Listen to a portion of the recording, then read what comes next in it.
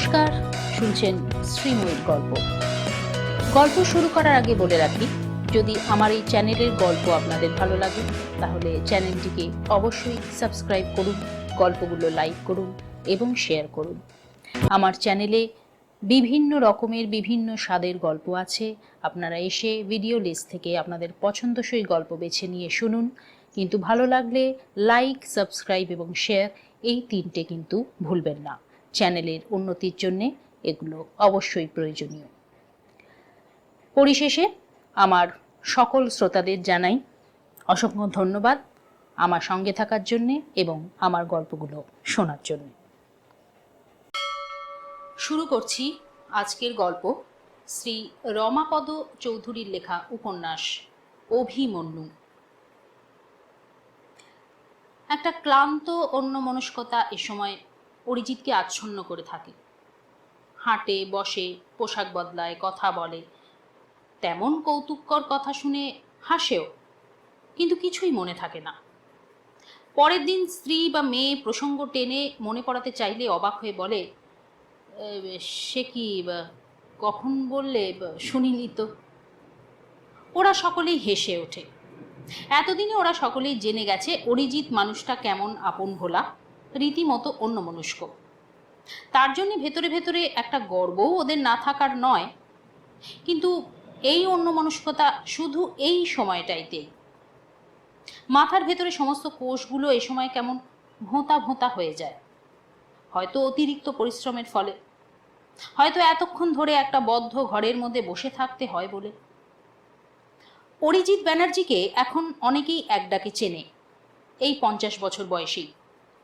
40 পার করেও যে নিজেই নিজের ভবিষ্যৎ সম্পর্কে সন্দিগ্ধ ছিল। মেয়ে অঞ্জনার কথাগুলো প্রথমে অরিজিতের কানে যায়নি, কিংবা বলা যায় কানে গিয়েছিল দুর্বোধ্য শিলালিপির ওপর চোখ পড়ার মতো, পাঠোদ্ধার করতে পারেনি। কয়েকটা পরিচিত শব্দ শুধু, যার নিহিত অর্থ পরিষ্কার হয়ে ওঠেনি। আসলে ওই ক্লান্তি আর আচ্ছন্ন ভাবের রেশটা এ সময় থেকেই যায়। মানুষটাই তখন যন্ত্রের মতো কৃত্রিম। অঞ্জনা দ্বিতীয়বার খুব উল্লাসের সঙ্গেই বললে, বাপি, সত্যি বলছি, এই মাত্র টিভিতে শুনলুম। কি গ্র্যান্ড খবর, বলো বাপি। স্ত্রী পারমিতার মুখের দিকে তাকিয়ে অরিজিৎ দেখল তার মুখ আনন্দে হাসি হাসি। পারমিতা অরিজিতের মুখের দিকে তাকিয়ে বললে, তুমি ওকে কনগ্রাচুলেট করবে না? অঞ্জু ডায়াল করে দেবে। টেলিফোন এতক্ষণ নিচে চেম্বারে ছিল। গোপাল রিসিভার তুলে এনে প্লাগ পয়েন্টে লাগিয়ে সেটা ঝাড়ন বুলিয়ে মুছে দিয়ে চলে গেল। ওটা দেখেই পারমিতা বললে, অরিজিৎ ওপরে থাকলে এতক্ষণে নিজেও কনগ্রাচুলেশনস জানাতো, হয়তো কাল সন্ধেবেলা খাবার নেমন্তন্নও জানিয়ে রাখত। এ তো একটা অভাবনীয় সাকসেস দীপঙ্করের। অরিজিৎ টিভি দেখে না, দেখার সময় পায় না, সেই জন্যই খবরটা জানতে পারেনি। অবাক হয়ে বললে, দীপঙ্কর? দীপঙ্কর রায়? পারমিতা হেসে উঠে বললে, শুনছ কি তাহলে, আমাদের দীপঙ্কর। আমাদের কথাটায় পারমিতা হয়তো একটু বেশি জোর দিয়ে ফেলল, আর সেজন্যেই অরিজিতের কানে খট করে লাগলো। চেনা জানার মধ্যে একজন নিশ্চয়ই, কিন্তু অরিজিৎ জানে মাঝখানে অনেকখানি দূরত্ব আছে। সেই দূরত্ব কেন তা নিজেই জানে না। অরিজিতের দিনগুলো ব্যস্ততার মধ্যে কাটে, জীবনটাও। জীবনকে ও অনেক পরিশ্রমের মধ্যে দিয়ে গড়ে তুলেছে। ওর মধ্যে যতটুকু যোগ্যতার সম্ভাবনা ছিল সব উজাড় করে দিয়ে। এখন নিজের কাছেই অবিশ্বাস্য লাগে, বিলেত থেকে ফিরে এসে চাকরি নিয়ে কলকাতায় 1 বছরও কাটেনি, মফস্বলে মফস্বলে ঘুরতে হয়েছে। শেষে অনেক চেষ্টা চরিত্র করে কলকাতা। তখন ভাড়ার ফ্ল্যাট, ছোট চেম্বার, 2-4টে হঠাৎ রুগী। বেশিরভাগ সময় কাটাতে হতো বন্ধুদের সঙ্গে গল্পগুজব করে কিংবা উপন্যাস পড়ে। তারপর কোত্থেকে কিভাবে যেন দিনগুলো বদলে যেতে শুরু করলো। তখন রাতারাতি খ্যাতি ছড়িয়ে পড়ছে, চেম্বারে ভিড়, এখন তো আরও। দক্ষিণে খুব সুন্দর একখানা বাড়ি বানিয়েছে, আধুনিক ডিজাইনের গ্রিল আর কাঁচ আর বে উইন্ডো নিয়ে। বাইরে থেকে দেখলে স্বপ্নপুরীর মতো, ভেতরটাও দামি মোজেক, প্রথম প্রথম তার মসৃণতায় পা হড়কে যেত। গোপাল একবার অনভ্যস্তভাবে তাড়াতাড়ি সিঁড়ি বেয়ে নামতে গিয়ে আছাড় খেয়েছিল। এখন ঘরে ঘরে কার্পেট, কায়দার সিঁড়িতে দামি দড়ি, সবচেয়ে সুন্দর হলো রাস্তার দিকের ব্যালকনি, রঙিন টবে ঝোলানো গাছ, কোনায় মানি প্ল্যান্ট লতিয়ে উঠে সবুজের নকশা। গৃহপ্রবেশে দীপঙ্করও এসেছিল, ফুর্তিবাজ ছেলে, হই হল্লা করে জমিয়ে রেখেছিল। অরিজিৎ ব্যানার্জির জীবনে সেও আরেক সাফল্যের দিন। সকলেই এই তিনতলা বাড়িটার এক একটা দিক নিয়ে উচ্ছ্বসিত প্রশংসা করেছিল। অরিজিৎ নিজেও তখন প্রচণ্ড খুশি। এরকম পশ এরিয়ায় এত ভালো জমি পাওয়া যাবে তা যেমন ভাবেনি, তেমনি আর্কিটেক্টের আঁকা নীল সাদার জ্যামিতিক রেখাগুলো যে শেষ অবধি এত সুন্দর হয়ে উঠবে তা কল্পনার বাইরে ছিল। সেই মুহূর্তে অরিজিতের মনে হচ্ছিল বাড়িটা তার সাফল্যের সার্টিফিকেট। বিলেতে যেদিন দুষ্প্রাপ্য ডিগ্রিটা হাতের মুঠোয় পেয়েছিল সেদিনও এত আনন্দ হয়নি, কারণ ভবিষ্যৎ তখনও অনিশ্চিত। এখন তো 50 পার হতে না হতে ভবিষ্যতের স্টেশনে পৌঁছে গেছে। এখন আরাম কেদারায় শরীর এলিয়ে দিব্যি উপদেশ দেওয়া যায়, কোন ট্রেন ভালো, কিভাবে টিকিট আর রিজার্ভেশন পাওয়া যায়, কোথায় লাঞ্চ, কোথায় ডিনার, ডাইনিং কারের খাবার ভালো কি মন্দ, সার্ভিস কেমন। অতি বৃদ্ধ সেই সার্জেন্ট চ্যাটার্জি এখন মারা গেছেন। বয়সের দরুন সব চুল পাকা, পরিমিত মদ্যপানে রূপোর রেশমের মতো ঝকঝকে বার্ধক্যের রসিকতায় পারমিতাকে বলেছিলেন, now you should be the happiest woman. টাকা থাকলেও এই পজিশনে বাড়ি। তাহলে মিসেস ব্যানার্জি, জীবনে যা কিছু পাওয়ার সবই তো পেয়ে গেলে, এর ওপর অরিজিতের যা প্র্যাকটিস। রসিকতা করে বলেছিলেন, হাসতে হাসতেই বলেছিলেন, আর একটাই শুধু অভাব এখন, you need a romantic Romeo, তাহলেই 16 কলা পূর্ণ। সকলেই সশব্দে হেসে উঠেছিল। পারমিতাকে দেখে বয়স অনেক কম মনে হয়, শরীরের একটা বাঁধন আছে, পোশাকে আরও।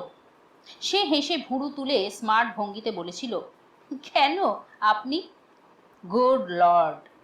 6 ফুট লম্বা কৃষ্ণবর্ণ চ্যাটার্জি শ্রাগ করে হতাশায় দুহাত ছড়িয়ে বলে উঠেছিলেন, ইটস নট এ কমপ্লিমেন্ট। তুমি কি ভেবেছ বুড়ো হয়েছি বলে আমার প্র্যাকটিস পড়ে গেছে? ওহ নো নো, তোমার স্বামীর মতোই আমারও সময় নেই। ওর ভাবভঙ্গি দেখে পারমিতাও হেসে গড়িয়ে পড়েছিল। সময় সত্যি নেই অরিজিতেরও। সকালে ভালো করে খবরের কাগজেও চোখ বোলানো হয়ে ওঠে না। হঠাৎ এক একদিন নিজের ওপরই রেগে গিয়ে বলে ওঠে, আমি তো এখন শুধু টাকা রোজগারের মেশিন হয়ে গিয়েছি। অবশ্য জানেন ওটাই আজকের দিনে সাকসেসের জয়তিলক। লোকে টাকা অকারণে দেয় না, অকারণে এসে তারা চেম্বারে ভিড় করে বসে থাকে না। রোগ সেরে যাওয়ার পর কারো কারো চোখে কৃতজ্ঞতার যে আপ্লুত দৃষ্টিও দেখতে পায়, তা সাময়িকভাবে হলেও ওর বুকের ভেতরটা ভরাট করে দেয়, আত্মবিশ্বাস গড়ে ওঠে। কে যেন একবার বলেছিল, সবই লাক ব্যানার্জি, সবই কোষ্ঠীর ফলাফল। শুনে অরিজিতের মনে হয়েছিল যেন ওকেই অপমান করা হচ্ছে। উপহাস করে জবাব দিয়েছিল, তাহলে আর অসুখে ট্রিটমেন্ট করার কি দরকার, ও তো আপনিই সেরে যাবে, স্টার ভালো থাকলে। তবে মুখে যাই বলুক, অরিজিতের একটা ভয় ভয় ভাবও আছে। ছিল না, আজকাল মাঝে মাঝে হয়। নার্ভ কি জানি। লাক জিনিসটা সেই প্রথম জীবনে বিশ্বাস করত, প্র্যাকটিস শুরু করার প্রথম দিকে। তারপর সাফল্যের দিকে ছুটে যেতে যেতে ভুলে গিয়েছিল। ওসব নিয়ে ভাবনা চিন্তার সময়ও ছিল না। ইদানিং মাঝে মাঝে মনে পড়ে যায়, কোনো দিন ভিজিটার স্লিপের শেষ নম্বরটা দেখে নেয়, কমলো না বাড়লো। কদাচিৎ যদি 5-10টি কমও হয়, মনে মনে তার কারণ খুঁজে বের করে, মাসের শেষ অথবা এই বর্ষায় কি করেই বা আসবে, এইসব। আসলে সব সাফল্যের মধ্যেই বোধহয় এক ধরনের আশঙ্কা লুকিয়ে থাকে। তখন অ্যাম্বিশন হিসেব নিকেশের মধ্যে ধরা পড়ে গেছে। আরও দৌড়তে পারবো কিনা, পৌঁছানোর মতো আরও কোনো জায়গা আছে কিনা, সেসব তখন জানা হয়ে যায়। তখন একটাই প্রশ্ন, যেখানে আছি সেখানেই থাকবো তো? সেটা শুধুই টাকা আনার প্রশ্ন নয়, সম্মানের প্রশ্ন, মর্যাদার প্রশ্ন। সেই ভয়েই বেসরকারি একটা নামী হাসপাতাল আর একটা দুটো নার্সিং হোমের সঙ্গে নিজেকে যুক্ত রেখেছে। ডাক্তার সরকার পিজি থেকে রিটায়ার করার বছর 2 বাদে হঠাৎ একদিন তার সঙ্গে দেখা করতে গিয়েছিল অরিজিৎ। চমকে উঠেছিল ধুলো পড়া চেম্বারের চেহারা দেখে। ভৌতিক নির্জনতায় 2টি মাত্র রুগী, অথচ একসময় দেখে গেছে তার সেই চেম্বার ভিড়ে ঠাসা। যতই বয়স হচ্ছে অরিজিতের মনেও দ্বিধা দেখা দিচ্ছে। আমার খ্যাতি, আমার যোগ্যতাই এই সাকসেসের মূলে, নাকি ওই হাসপাতাল, নার্সিংহোম, বন্ধুচক্র? না, আমার ভবিষ্যৎ আমি নিজেই গড়ে তুলেছি। আমার উপার্জনের প্রতিটি কপর্দক আমার পরিশ্রমের মূল্য, জ্ঞান এবং বুদ্ধিমত্তার মূল্য। এসব ক্ষণিকের ব্যাপার। এত ধীরে সুস্থে চিন্তা করার সময় নেই অরিজিতের। সকালে উঠেই টেলিফোন, প্রাত্যহিকতা, স্নান সেরে হেভি ব্রেকফাস্ট, 9টার মধ্যে হাসপাতাল। তারই ফাঁকে পথে পড়লে 2-4টা কল সেরে নেয়, কখনো দুপুরে। বাড়ি ফিরে সামান্য বিশ্রাম, তারপর 4টে বাজলেই নিচের তলার চেম্বারে নেমে আসে। গোপাল রিসিভার খুলে নিয়ে নিচের প্লাগ পয়েন্টে লাগিয়ে দিয়ে যায়। একসময় বলে যায় 12টা স্লিপ জমা পড়েছে, কোনো দিন আবার 15টা। কিন্তু চেম্বারে গিয়ে বসতে না বসতেই ভিড় বাড়তে থাকে। বেশিরভাগই আসে অফিস ছুটির পর। 9টা, 9:30টার আগে কিন্তু অরিজিতের ছুটি হয় না, কোনো দিন রাত 10টা, 10:30টা। আজকাল প্রফেশনের বাইরে যোগাযোগটাও কমে গেছে। কোথায় কি চলছে খবরও পায় না, খবর জানার আগ্রহ কম। এরই নাম সাকসেস। যথারীতি বিকেল 4টের সময় চেম্বারে নেমেছিল। একটানা রুগীর পর রুগী দেখে গেছে। প্রথম দিকে ধীরে সুস্থে, তারপর স্লিপ রাখার ট্রে যত জমে উঠেছে ততই দ্রুত। অবশ্য রোগ বিশেষে, যেখানে প্রয়োজন সময় দিতে কার্পণ্য করে না অরিজিৎ। জীবনে টাকাই সব নয়, একটা দুরূহ রোগ সারিয়ে তোলার মধ্যে যে আনন্দ, হ্যাঁ, এখনো পায়, তা প্রচুর টাকা অথবা এই সুদৃশ্য বাড়িটাও কিন্তু দিতে পারেনি।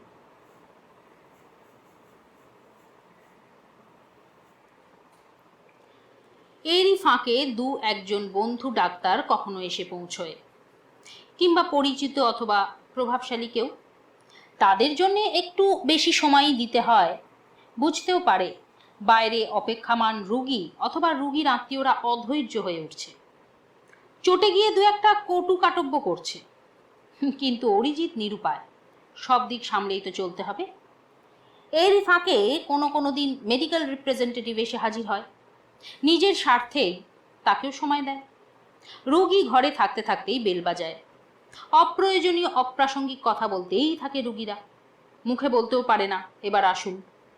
নিজেরা এতক্ষণ অপেক্ষা করে থেকেও খেয়াল রাখে না বাইরে আরও অনেকে অপেক্ষা করছে, অতএব ওই বেল বাজানো। গোপাল বেল শুনে ভেতরে এলেই তার হাতে একটা স্লিপ তুলে দিয়ে দেয়। স্লিপে রুগী নাম ডাকার আগেই চলে এসেছে।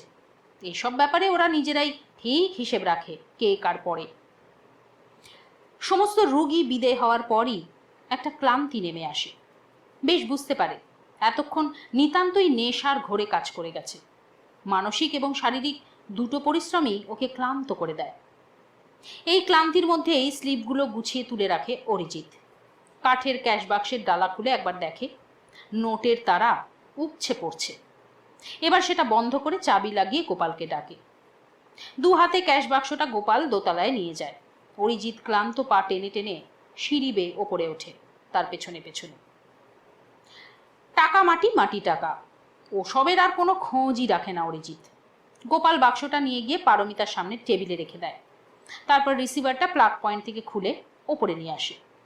অবশ্য আরেকটা টেলিফোন আছে, সেটা দোতলাতেই থাকে, শোবার ঘরে। কিন্তু তার নম্বরটা ডিরেক্টরিতে ছাপা নিষেধ, ওটা ব্যক্তিগত। স্নান সেরে এসে খাবার টেবিলে বসলো অরিজিৎ। কোনো গুরুতর কেস থাকলে এ সময় আবার হসপিটালে একটা চক্কর দিয়েও আসতে হয়। বড় গাড়িটা বের করে ড্রাইভার শিউলাল বসে আছে ফটকের সামনে। ওটা ইম্পোর্টেড। বড় গাড়ি মানেই বড় ডাক্তার, অন্তত রুগীদের তো তাই ধারণা। ছোট গাড়িটা দিশি, ওটা 2-3 বছর অন্তর বদলায়। ইনকাম ট্যাক্সে ডেপ্রিসিয়েশনে রেহাই মেলে, গায়ে আঁচ লাগে না। খাবার টেবিলে বসে 2 হাতে রুটি ছিঁড়তে ছিঁড়তে মেয়ে অঞ্জনাকে বললে, শিউলালকে বলে দে গাড়ি তুলে দিতে, আজ আর হসপিটালে যাব না। অঞ্জনা উঠে গেল, ব্যালকানিতে দাঁড়িয়ে ওখান থেকেই বলে দেবে। অরিজিৎ এবার পারমিতার দিকে না তাকিয়ে জিজ্ঞেস করলো, হ্যাঁ, দীপঙ্করের ব্যাপারটা কি বলছিলে, ভালো করে শুনলামই না। পারমিতা চোখ তুলে তাকালো, অরিজিৎকে একটুক্ষণ দেখল। আশ্চর্য মানুষ, সবই তো বলা হয়েছে, অথচ কিছুই শোনেনি। এদিকে পারমিতার খুব খারাপ লাগছিল দীপঙ্করকে ফোন করে অরিজিৎ কনগ্রাচুলেশনস জানালো না বলে। ওর নিজেরই ইচ্ছে হয়েছিল, কিন্তু সেটা তো খুব খারাপ দেখাবে। অরিজিতের মুখ থেকে শুনতেই তো তার ভালো লাগার কথা, বিশেষ করে অরিজিতের মতন একজন টপ প্র্যাকটিশনারের মুখ থেকে। অঞ্জুকে বেশ মিহি মোলায়েম সুরে কথা বলতে শিখিয়েছে পারমিতা, যদিও নিজে সেভাবে বলতে পারে না। অরিজিৎ ঠিক জানে না, হয়তো অঞ্জু নিজেই শিখেছে কলেজের কোনো বন্ধুকে দেখে। এসব দেখার চোখ নেই ওর, সময়ও নেই। কিন্তু অঞ্জু যখন ফোন ধরে অথবা কারোর সঙ্গে কথা বলে, বেশ লাগে অরিজিতের। কে বলছেন? হ্যাঁ, কি বলতে হবে বলুন। কিংবা ডক্টর ব্যানার্জি এইমাত্র বেরিয়ে গেলেন। এই জাতীয় শেখানো কথাগুলো ও সেই স্কুলের বয়স থেকেই কেমন গলে পড়া আইসক্রিমের মতো মোলায়েম গলায় বলে, বড় ভালো লাগে। শিবলালকে গাড়ি তুলে দিতে বলে অঞ্জু ততক্ষণে খাবার টেবিলে ফিরে এসেছে। এসেই বললে, তোমার কিন্তু খুবই অন্যায় হয়ে গেছে বাপি। অরিজিৎ ভুরু তুলে মেয়ের মুখের দিকে তাকালো, বেশ একটা আদরের ভঙ্গিতে। মেয়ের কোনো আবদার রাখতে পারেনি, কিংবা ফেরার পথে গাড়ি দাঁড় করিয়ে শিবলালকে দিয়ে ফ্লুরির কেক কিনে আনতে। দীপঙ্কর কাকুকে তোমার একটা ফোন করা উচিত ছিল না বলো? এতক্ষণে কত লোক ওকে অভিনন্দন জানিয়ে দিয়েছে। পারমিতা গম্ভীর গলায় বললে, ও তো সবই জানে, একেবারেই আনসোশ্যাল। অরিজিতের এই সব অভিযোগ শোনা অভ্যেস হয়ে গেছে, শুনে হাসে। কিন্তু ঠিক এই মুহূর্তে হাসতে পারল না, কোথাও যেন বুকে গিয়ে লাগছে। সবই শুনেছে, সবই কানে গেছে, তারপর অনুযোগের উত্তর হিসেবেই যেন প্রশ্ন করল, না ব্যাপারটা তো ভালো করে শুনলামই না। হ্যাঁ, কি যেন করেছে? পারমিতা হঠাৎ কি মনে পড়তে উঠে দাঁড়ালো, চেয়ার ঠেলে দিয়ে চাবির গোছা নিয়ে গডরেজের আলমারিটা খুলল। অরিজিৎ চোখ তুলে তাকাতেই লকারের ফাঁকে থরে থরে সাজানো নোটের বান্ডিল দেখতে পেল। ওগুলো অনেক হিসেব করে ভেবে চিনতে ব্যাংকে জমা দিতে হয়। পারমিতা হাসতে হাসতে ফিরে এলো, লকার এবং আলমারি বন্ধ করে। ভাবলাম টাকাগুলো তুলে রাখতে ভুলে গেছি। ক্যাশ বাক্সটা ওপরে তুলে আনার পর পারমিতার এই একটাই কাজ। অরিজিৎ বুকের মধ্যে একটা যন্ত্রণার ক্ষোভ লুকিয়ে বিষণ্ণতার হাসি হাসল, মনে মনে বললে, ওই টাকাগুলোই আমার ডিফিট, পরাজয়। পারমিতার দিকে, অঞ্জুর মুখের দিকে তাকাতে পারছিল না অরিজিৎ, কেমন একটা দুর্বোধ্য লজ্জায় সংকোচে, যেন হঠাৎ সেই রিজু দীর্ঘ দেহের মানুষটা ছোট হয়ে গেছে। ওদের জন্যেই, হ্যাঁ ওদের জন্যেই, স্ত্রী এবং মেয়ে যেন এই মুহূর্তে ওর পরম শত্রু হয়ে দাঁড়িয়েছে। কিন্তু ঠিক বিশ্বাস করতেও ইচ্ছে হয় না, ওরা হয়তো ভুল শুনেছে। তাছাড়া তাছাড়া দীপঙ্করকেও বিশ্বাস করা যায় না। সবাই নিঃশব্দে চুপচাপ খাচ্ছিল। অরিজিৎ হঠাৎ বলে উঠল, কাল খবরের কাগজটা আগে দেখি, তোমরা কি শুনতে কি শুনেছ। পারমিতা কোনো জবাব দিল না, শুধু অঞ্জু বলে উঠল, বারে, আমরা দুজনেই ভুল শুনলাম। অরিজিৎ হাসবার চেষ্টা করে বললে, কোন দীপঙ্কর কে জানে। আসলে ও হয়তো মনে মনে চাইছিল যেন অন্য দীপঙ্কর হয়। দীপঙ্কর রায় তো আরো কতই থাকতে পারে। না, ওই দীপঙ্কর। রাতে ভালো ঘুম হয়নি। পরের দিন সকালে খবরের কাগজটার জন্য অধীর আগ্রহে অপেক্ষা করেছে। তারপর কাগজ আসতেই খবরটা খুঁজেছে। বেশি খুঁজতে হয়নি, কারণ দীপঙ্করের একটা ছোট ছবিও ছেপে দিয়েছে। কাল রাত্রেই পারমিতার কাছ থেকে খবরটা শুনে বুকের মধ্যে একটা দারুণ ধাক্কা খেয়েছে অরিজিৎ। মনে হয়েছে সমস্ত জীবন যেন এক লহমায় ব্যর্থ হয়ে গেল। এটা কি সত্যি ঈর্ষা? অরিজিৎ বুঝতে পারে না। নাকি হঠাৎ ধরতে পেরেছে সমস্ত জীবনটাই অর্থহীন। এই প্রফেশনাল খ্যাতি, টাকা, সুখী ব্যস্ততার জীবন, এই বাড়ি, প্রাক্তন ছাত্রদের সমীহ, বহু লোকের কৃতজ্ঞতা। আজ সকলের চোখ দীপঙ্করের দিকে, এমনকি পারমিতা আর অঞ্জুর কাছেও সে একজন হিরো হয়ে গেছে, অথচ এই দীপঙ্করকে ভেবেছিল একজন ফেলিয়ার। কত উপদেশ দিয়েছে,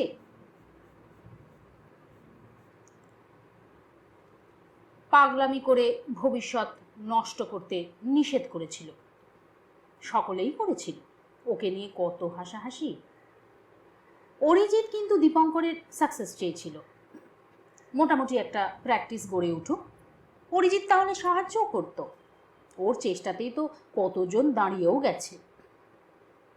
দীপঙ্কর ওর যে বয়সে অনেক ছোট, যদি ওর থেকেও তার নাম এবং প্র্যাকটিস বেড়ে যেত তাহলেও কিন্তু এমন কষ্ট পেত না। অরিজিৎ ধীরে ধীরে চেয়ার ছেড়ে উঠল, নিজেই ডায়াল করল। আজকাল কানেকশন পাওয়া যায় না বড় একটা। 2-3 বার ডায়াল করেও না পেয়ে ভাবল না পেলেই যেন ভালো হয়, কিন্তু না, পাওয়া গেল। I have done it, I have done it। পরিচয় দিয়েই খুব একটা যেন আনন্দ পেয়েছে এমন ভাব দেখালো অরিজিৎ, কথায় হাসিতে। কি কাণ্ড করে বসেছ দীপঙ্কর, আমি তো ভাবতেই পারিনি, কনগ্রাচুলেশনস। এইসব অভিনয় করা আরও কষ্টকর। কিন্তু দীপঙ্কর একটু সন্দেহ করল না, উচ্ছ্বসিত আনন্দে বলে উঠল, I have done it, I have done it। Arijit হাসতে হাসতে বলল, যাচ্ছি একদিন, গিয়ে কথা হবে। না, এটা কাজের মতো কাজ করলে তুমি। রিসিভার নামিয়ে রাখল, তারপর নিজের কথাটাই নিজেকে ভাবিয়ে তুলল। ওদিকে কোনো কল থাকলে ফেরার পথে কখনো হয়তো হর্ন বাজিয়ে অথবা শিউলালকে পাঠিয়ে দীপঙ্করকে নামিয়ে এনেছে, আবার তার পীড়াপিড়িতেই নিজেই নেমে গিয়ে চা খেয়েছে। সে কদাচিৎ। আসলে দীপঙ্করকেই আসতে বলতো, চলে এসো একদিন, অথবা আজ আমাদের সঙ্গে খাবে। অরিজিতের মনে পড়ল না এর আগে কখনো এরকম কথা বলেছে কিনা, যাচ্ছি একদিন, গিয়ে কথা হবে। চলে এসো না বলে যাচ্ছি একদিন। এই ঘটনাটা কি সব কিছু উল্টে পাল্টে দিয়ে গেল নাকি? অসহ্য, অসহ্য। একটা মানুষ যে কিনা সব দিক থেকে অপদার্থ প্রমাণিত হয়ে গিয়েছিল, যার প্রায় কোনো পরিচয়ই ছিল না, কথায় কথায় যাকে অরিজিৎ উপদেশ দিত, তার বন্ধুরাও, সেই মানুষটা হঠাৎ যেন সিঁড়ির সর্বোচ্চ ধাপে দাঁড়িয়ে ফিরে তাকিয়ে হাসছে। I have done it, I have done it. যত ওপরেই উঠুক, দীপঙ্কর তো অরিজিতের কোনো ক্ষতি করেনি, তবে এত কষ্ট কেন? অরিজিৎ আবার ডায়াল করল, এবার ডাক্তার সান্যালকে। রামানন্দ সান্যাল ল্যান্সডাউনে বিরাট একটা নার্সিংহোম করেছে। গাইনি হিসেবে যথেষ্ট নাম করেছিল, এখন নার্সিংহোমের ব্যবসায় আরও ফেঁপে উঠেছে। অরিজিতের সঙ্গে সেই কলেজ জীবন থেকে বন্ধুত্ব। রামানন্দ, কাগজ দেখেছো? দীপঙ্করের ব্যাপারটা? হ্যাঁ হ্যাঁ। অরিজিৎ একটা অট্ট হাসি শুনতে পেল, ওর নিজের মুখেও হাসি ফুটল। রামানন্দ বলছে, বিশ্বাস করছো নাকি? আরে শেয়ার ব্লাফ, দীপঙ্করকে তুমি কি আজকে চিনলে? রামানন্দ হাসছে, কোনো দিকেই তো কিছু হলো না। হ্যাঁ, ও একটা সেন্সেশন করতে চাইছে, আমি ওর একটা কথাও বিশ্বাস করি না। অরিজিৎ যেন বেশ নিশ্চিন্ত বোধ করল, না, সব বাজে খবর। Even theoretically it's impossible. Arijit যেন তখনও রামানন্দর কথাগুলো শুনতে পাচ্ছে। রামানন্দ হাসতে হাসতে যেন বলছে, আরে ওসব যদি সম্ভব হতো, সাহেবরা অনেক আগেই তো সেটা আবিষ্কার করে বসতো। টু স্পিক দ্য ট্রুথ, আমাদের দৌড় হচ্ছে ওই কালাজ্বর অবধি। কি বলো? রিসিভারটা নামিয়ে রেখে অরিজিৎ দেখলো পারমিতা এসে দাঁড়িয়েছে। কাকে ফোন করলে? দীপঙ্করকে? আরে বললে না, আমিও দুটো কথা বলতাম। পারমিতা হাসি হাসি মুখে বললে, এত ভালো লাগছে না? অরিজিৎ হেসে উঠে বলল, দাঁড়াও, রামানন্দ তো বলছে সব বাজে খবর, ও তো বিশ্বাসই করছে না। একটু থেমে বলল, দীপঙ্কর কিন্তু চিরকালই একটু হামবাগ।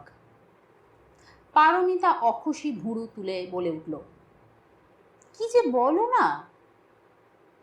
অদ্ভুত একটা হাসি অরিজিতের কথাটাকে টুসকে দিয়ে ছুঁড়ে ফেলে দিল। আত্মরক্ষার ভঙ্গিতে অরিজিৎ বললে, কিন্তু সমস্ত ব্যাপারটাই তো ও বলছে ইম্পসিবল, আর আমার জ্ঞান বুদ্ধিতেও যেটুকু বুঝেছি। তারপরেই হেসে উঠে বলল, তোমার দুশ্চিন্তার কিছু নেই, I am not that unsocial, আমি ওকে আগেই কনগ্রাচুলেট করে দিয়েছি। কেমন একটা শূন্যতার মধ্যে দিয়ে পারমিতার কণ্ঠস্বর বেরিয়ে এলো, তাই বুঝি? অরিজিৎ গায়ে মাখল না, বরং পারমিতাকেই বোঝাবার জন্য বলল, রামানন্দ বলছে থিওরিটিক্যালি তো ইম্পসিবল, আর আমি বলছি প্র্যাকটিক্যালিও ইম্পসিবল। পারমিতা হতাশভাবে অরিজিতের মুখের দিকে তাকিয়ে বলে উঠল, কিন্তু তোমরা তো ডাক্তার। কথাটা খট করে কানে লাগলো। গতকাল রাত্রিরে কাঠের ক্যাশ বাক্স ভর্তি নোটের তাড়া নিয়ে গোপাল যখন ওপরে উঠে এলো এবং পেছনে পেছনে অরিজিৎ, নোটের রাশি গডরেজের লকারের মধ্যে ঠেলে দিতে দিতে পারমিতা যখন খবরটা আবার বলল, তখনও ডাক্তার অরিজিৎ ব্যানার্জির কানে কেউ যেন ঠিক এই কথাটাই বলে উঠেছিল, তোমরা তো ডাক্তার। একটা বিষাক্ত তীরের মতো এসে কথাটা বুকের মধ্যে বিঁধেছিল।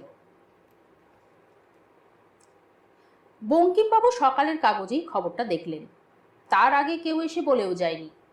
টিভি নেই, দেখার প্রশ্নও ওঠে না। খবরটা 2-3 বার পড়ে ফেললেন, বেশ উত্তেজিত বোধ করলেন। ওর 65 বছরের ঢিমে তালের রক্ত হঠাৎ টকবক করে উঠল। দারুণ একটা আনন্দ, যেন নিজেরই সাফল্য। দীপঙ্কর, সেই দীপঙ্কর একটা অদ্ভুত কাণ্ড করে বসেছে। খবরটা কাগজে অবশ্য তেমন জোরালো করে বড় করে দেয়নি, ডিটেলস কিছুই নেই। এইসব খবর তো সত্যি খবর নয়, আজকাল এটা পলিটিক্সের যুগ। মন্ত্রীর ফিতে কাটা, ভিত্তি প্রস্তর বসানো তার চেয়ে অনেক জরুরি। বঙ্কিমবাবুর সারা শরীরে কিন্তু একটা উত্তেজনা খেলে গেল ওইটুকু খবরেই। দীপঙ্কর একটা কাজের মতো কাজ করেছে। বঙ্কিমবাবু জানতেন ও একদিন কিছু একটা করে বসবেই। পেরেছে, ও পেরেছে। বঙ্কিমবাবু খাটে বসে কাগজ পড়ছিলেন, সেখান থেকেই রান্নাঘরের দিকে চিৎকার ছুঁড়ে দিলেন, এবার চাটা একটু তাড়াতাড়ি দেবে, একবার বেরোতে হবে। স্ত্রী কোনো জবাব দিল না, কিন্তু বঙ্কিমবাবু জানেন চা এসে যাবে। ওদিক থেকে কোনো প্রশ্নও আসবে না কোথায় যাবে এখন, কারণ সকালের দিকে বঙ্কিমবাবু মাঝে মাঝেই বেরিয়ে যান কারো ব্লাড নিতে। উনি সরকারি হাসপাতালে প্যাথোলজিস্টের চাকরি করেছেন, তারপর অবসর নিয়ে নিজেরই একতলার ঘরে একটা ক্লিনিক খুলে বসেছেন, নামেই ক্লিনিক। বঙ্কিমবাবু ডায়েরির পাতা খুলে দেখে নিলেন কারোর কোনো নির্দেশ আছে কিনা। চেনা জানা হাউস ফিজিশিয়ান 2-4 জন ওর ওপরই ভরসা রাখে, তাই আগের রাত্রে জানিয়ে দেয় কিংবা চিঠি লিখে রুগীকে পাঠিয়ে দেয়। ব্লাড নিয়ে আসার জন্য উনি লোক রাখেননি, নিজেই যান। না, কোথাও যাবার নেই, সুতরাং দীপঙ্করের কাছেই যাবেন। ওর কাছে গিয়ে ওর সঙ্গে দেখা না করলে যেন শান্তি নেই। দীপঙ্করের সঙ্গে চেনা জানা দীর্ঘকাল ধরে, কিন্তু দেখা সাক্ষাৎ কমই হয়। রিটায়ারমেন্টের পর তো কারোর সঙ্গেই আর দেখা হয় না। তবু এক একটা লোক আছে না, কিংবা এক ধরনের সম্পর্ক আছে, বছরের পর বছর দেখা নেই, কিন্তু দেখা হলেই মনে হয় ঠিক যেখানটিতে ছেড়ে গিয়েছিলাম সেখান থেকেই শুরু হলো, মাঝখানে যেন ফাঁক নেই। দীপঙ্করের সঙ্গেও ঠিক তেমনই, হয়তো ভেতরে ভেতরে একটা মিল আছে বলেই। প্রথম জীবনে ট্রপিক্যালে কিছুদিন ছিলেন বঙ্কিমবাবু। সেই সময় একটা রোগ নিয়ে আসেন, তার ফলে চাকরিতে কোনো উন্নতি হয়নি, চেষ্টাও করেননি। অবসর নেওয়ার পর যখনই কেউ ওকে বড় কোনো ক্লিনিকের সঙ্গে যুক্ত হতে বলেছে, কে কত টাকা রোজগার করছে তার দৃষ্টান্ত তুলে ধরেছে চোখের সামনে, তখনই উনি হেসে হেসে বলেছেন, কিন্তু আমি যে ট্রপিক্যাল থেকে একটা ইনকিউরেবল ডিজিজ নিয়ে এসেছি সেই ছেলেবেলায়, আর ওসব হয় না হে, ওসব আর হয় না। পাড়াপড়শিদের টুকটাক কাজ করেই ওর চলে যায়। এর ব্লাড, ওর স্টুল, সুগার বাড়ল কিনা। 2-10 জন হাউস ফিজিশিয়ান ওকে শ্রদ্ধা করে, ভালোবাসে, ওর ওপর আস্থাও রাখে। বঙ্কিমবাবু কিন্তু সুখী মানুষ, নিচের তলার ঘরেই ওর ক্লিনিক, কাজকর্মও কম, বাড়তি সময়টা কাটাবার মতো একটা নেশাও আছে, দ্য ইনকিউরেবল ডিজিজ। আসলে ট্রপিক্যালে গিয়ে হঠাৎ ওর মধ্যে একটা রিসার্চের নেশা ঢুকে গিয়েছিল। একটা কিছু করতে হবে, একটা কিছু আবিষ্কার করবেন। এখনো অভ্যেসবশেই সেসব নিয়ে নাড়াচাড়া করেন। স্ত্রী চা দিয়ে গেল। হাত বাড়িয়ে কাপটা নিয়ে বেশ হাসি হাসি মুখে বললেন, একটা দারুণ খবর আছে। দীপঙ্কর রায়। খবরের কাগজটা এগিয়ে দিলেন, জায়গাটা আঙুল দিয়ে দেখালেন। পরক্ষণেই একটু ক্ষুণ্ণ হলেন। স্ত্রী চোখে চশমাটা ঠিক করে নিয়ে খবরটুকু পড়ে শুধু একটা হুঁ বলে চলে গেল দেখে মনে মনে হাসলেন। ওর তো এসবে কোনো কালই কোনো আগ্রহ ছিল না। কোন ব্যাপারটার কতখানি গুরুত্ব সেটাও বোঝে না। তারপর নিজেকে নিজেই প্রশ্ন করেছেন, কেই বা বোঝে। প্যান্টে বেল্ট এঁটে গায়ে কোট চাপিয়ে বঙ্কিমবাবু বেরিয়ে পড়লেন। গাড়ি নেই, গাড়ি ওর ছিলও না। এখন তো পেনশন সম্বল, টুকটাক ব্লাড ইউরিন করে কতই বা হয়। হাঁটতে হাঁটতে এসে বাস স্টপে দাঁড়ালেন। তাড়াতাড়ি না পৌঁছতে পারলে দীপঙ্কর হয়তো বেরিয়ে যাবে। কে জানে, আজ সকালেই হয়তো ওর ওখানে বহু লোক ভিড় করবে আর দীপঙ্কর সেই ভয়ে সরে পড়বে। ওর ধরন ধারণ চিরকালই একটু পাগলাটে। কিন্তু বাস আসতে খুব দেরি হচ্ছে। বঙ্কিমবাবু বেটে খাটো মানুষ, তবে বেশ স্বাস্থ্যবান। গায়ের রং কালো, সামনের দিকে চুল উঠে গিয়ে কপাল বড় হয়ে গেছে। কেউ সেদিকে দৃষ্টি আকর্ষণ করলে দিব্যি নিজেকে নিয়ে রসিকতা করে বলেন, টা কি কপাল অবধি নেমে এসেছে, কপাল আর বড় কোথায় হলো এ। তা কপাল বড় করার আপনি তো চেষ্টাও করলেন না। কেউ হয়তো সমবেদনা জানিয়ে বলেছে। উনি হেসেছেন, কোনো উত্তর দেননি। কপাল বলতে এরা কি বোঝে তা তো অনেককাল আগেই জেনে গেছেন। ইতিমধ্যে বাস এসে গেল। বঙ্কিমবাবু উঠে পড়লেন। এত সকালে তেমন ভিড় নেই, কিন্তু আবার বসার জায়গাও নেই। বঙ্কিমবাবু ভেবেছিলেন দীপঙ্করের ব্যাপার নিয়ে বাসে কেউ না কেউ আলোচনা করবে, এমন একটা খবর। কিন্তু না, কেউই কিছু বলছে না, হয়তো কাগজই পড়েনি। দাঁড়িয়ে থাকতে থাকতে হঠাৎ শুনতে পেলেন পিছনে কন্ডাক্টরের সঙ্গে কে ঝগড়া জুড়ে দিয়েছে। কখন টিকিট কেটেছেন, কখন ঠিক গন্তব্যে পৌঁছতেই বাস থেকে নেমে পড়েছেন, সচেতন হয়ে উঠতেই অবাক হয়ে গেলেন। আসলে অন্যমনস্ক হয়ে গিয়েছিলেন। বঙ্কিমবাবু বহুকাল আগেই জেনে গেছেন ওর দ্বারা কিচ্ছু হবে না। তার জানার জন্য এখন আর ক্ষোভ নেই। এখন বুকের মধ্যে নৈসর্গিক আনন্দ খেলে যাচ্ছে। দীপঙ্কর পেরেছে। উনি যা খুঁজে বের করতে চেয়েছিলেন তার সঙ্গে কোনো মিল নেই, পদ্ধতি পন্থা এক নয়, তবু কোথায় যেন একটা মিল আছে। অন্তত বঙ্কিমবাবু তাই অনুভব করেন। শুধু দীপঙ্করের সঙ্গে নয়, যারাই খুঁজছে তাদের সঙ্গে কেমন একটা আত্মীয়তা বোধ করেন। মানুষের একটাই ধর্ম হে, বুঝলে, খোঁজা খোঁজা। মনে পড়ছে দীপঙ্করকে একদিন বলেছিলেন, হাসতে হাসতে বলেছিলেন, সবাই খুঁজছে, বেশিরভাগই টাকা খোঁজে, গাড়ি বাড়ি সুখ। কত লোক তো আবার শুধুই ভগবান খুঁজে গেল। আরে খুঁজুক না হে যে যা চায়, কিন্তু মানুষের আসল গর্ব যে আরেক ধরনের মানুষ আছে যারা পথ খুঁজছে, পথ আবিষ্কার করছে, আরও কিছু জানার পথ। এই যেমন তুমি। বলেই অট্টহাস্যে হেসে উঠেছেন। কেমন চমৎকার একটা বক্তৃতা দিলাম বলো, প্রায় মন্ত্রীদের ভাষণ, তাই না? দীপঙ্করের মধ্যে এইসব উত্তেজনা ইমোশন একটুও নেই, আর সেই জন্যেই ও হয়তো শেষ অবধি পেরেছে।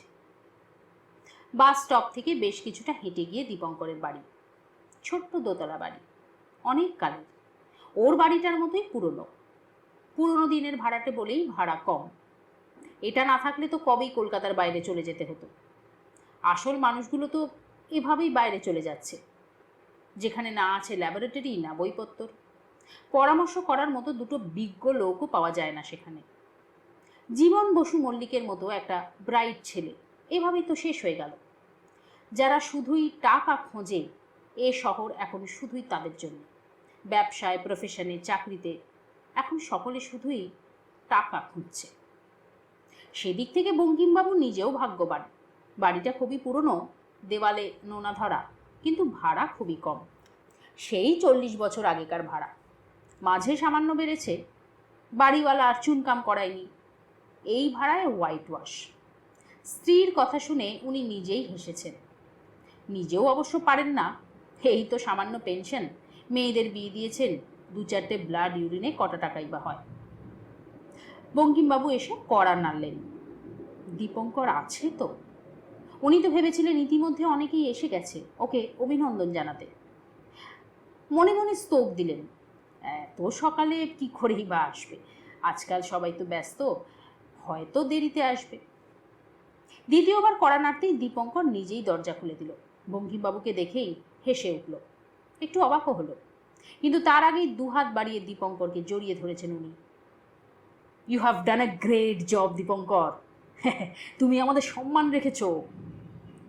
দীপঙ্কর হাসতে হাসতে বলল, স্যার আপনি এই সকালে ছুটতে ছুটতে আসবেন আমি ভাবতেই পারিনি, আমি যেতাম, আপনার কাছে যেতাম। বঙ্কিমবাবু কপট রাগে বললেন, মিথ্যে কথা বলো না দীপঙ্কর, তুমি যে কী নিয়ে রিসার্চ করছো তাই তো জানতে দাওনি, অবশ্য ভালোই করেছিলে।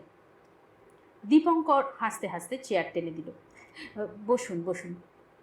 তারপর নিজেও বসল, বলল, খবরটাও স্যার আমি দিইনি, আমার এক ঘনিষ্ঠ বন্ধু, প্রথম থেকে সে সবই জানতো, তা আনন্দের চোটে তাকে বলে ফেললাম। দীপঙ্কর হাসতে শুরু করল। মানুষটা তখন যেন একটা খুশি আর আনন্দের ফোয়ারা। তারপরই চিৎকার করে ডাকতে শুরু করলো, সীমা, সীমা, কে এসেছেন দেখে যাও। সীমা ডাক শুনে দরজার কাছে এসে থমকে দাঁড়িয়ে কে এসেছেন দেখতে গিয়ে অবাক হয়ে গেল। ও মা, আপনি? আসুন আসুন। তারপর হাসতে হাসতে বললে, আমি তো ভেবেছিলাম ছাত্র টাত্র হবে কেউ, গুরুই এসে হাজির। দীপঙ্কর হাসল, হ ন ন। বঙ্কিমবাবু হাত তুলে বাধা দেওয়ার ভঙ্গি করলেন, বললেন, দীপঙ্কর স্যার বলে ওই আমার যথেষ্ট সম্মান, ওই গুরু টুরু বলো না, ওসব ঠাট্টার মতো শোনাবে। দীপঙ্কর প্রণাম প্রণাম করতে পারে না, ওসব ভনিতা ওর ভালোও লাগে না। ও হাসতে হাসতে বলল, খুব একটা বাড়িয়ে বলেনি স্যার, আপনার কাছে কিছু না কিছু প্রশ্ন নিয়ে তো সবসময় গেছি। বঙ্কিমবাবু সীমার মুখের তৃপ্তির হাসিটার দিকে তাকিয়ে হঠাৎ কেমন যেন অন্যমনস্ক হয়ে গেলেন। ঠিক এই হাসিটাই কোনোদিন ওর স্ত্রীর মুখেও দেখতে পাবেন আশা করেছিলেন। ভেবেছিলেন ওর জীবনেও একটা সাকসেস কোনোদিন দেখা দেবে, আর তখন এই সারা জীবনের গ্লানি, অভাব, ব্যাখ্যাহীন একটা ইনকিউরেবল ডিজিজ বয়ে বেড়ানোর জন্যে যা কিছু ক্ষোভ স্ত্রীর মন থেকে সব মুছে যাবে। সেও ঠিক এই সীমার মতোই তৃপ্তিতে আনন্দে হাসতে পারবে। চা নিয়ে আসি। সীমা চলে গেল। অন্যমনস্কতা থেকে সরে এসে বঙ্কিমবাবু বললেন, তুমি আমার লাইফটাকে জাস্টিফিকেশন দিয়েছ দীপঙ্কর, সেটাই তো গর্ব, ওসব গুরু টুরু বলো না। কি যেন ভাবলেন বঙ্কিমবাবু, থেমে থেমে বললেন, ইটস দ্য ক্যারেক্টার, তুমি একটা জিনিস খুঁজেছ এবং পেয়েছো, আমিও খুঁজেছি, পাইনি।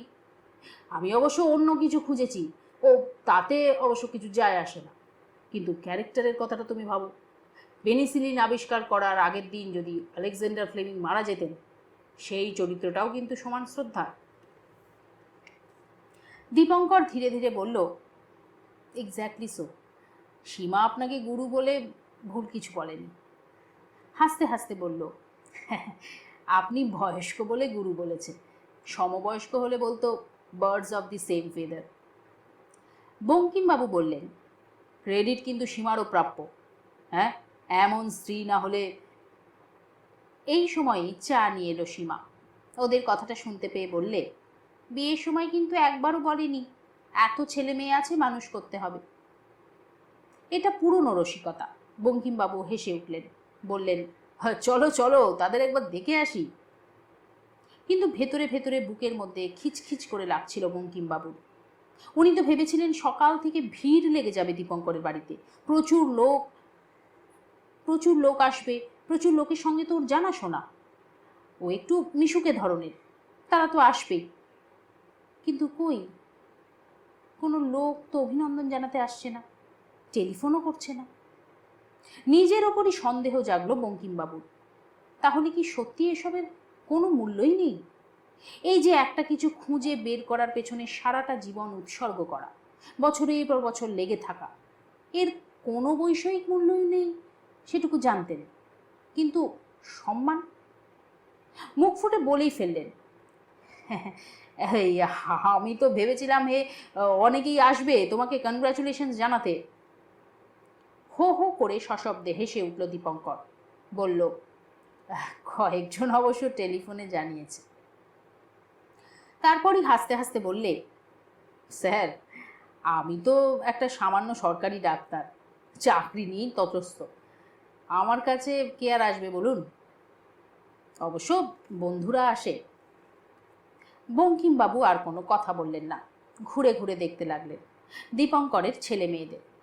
দেয়াল ঘেঁষে কয়েকটা ছোট ছোট কাঠের জালের ঘর, কোনোটায় খোপে খোপে ইঁদুর, ব্রাউন মাইস, কোনোটায় গিনিপিগ, খরগোশও।